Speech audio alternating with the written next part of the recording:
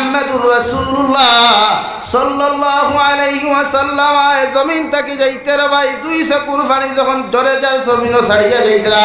হযরতে আয়েশা ফরমানি আপনি বড় জবর খান্না কাটি খতরা কোন টেনশন আর কোন ভয়ে নবী ফরমাইন আমার উম্মত গুনতরে আমি নবী তৈয়া যায়ার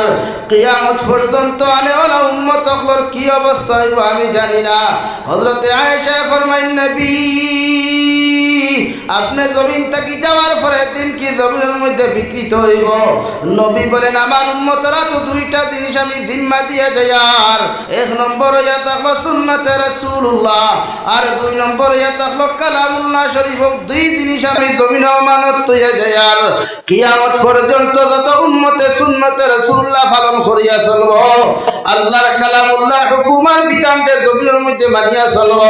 অতজন মানুষ জমিনও কামিয়াবি পাইব আখিরাতের ময়দানও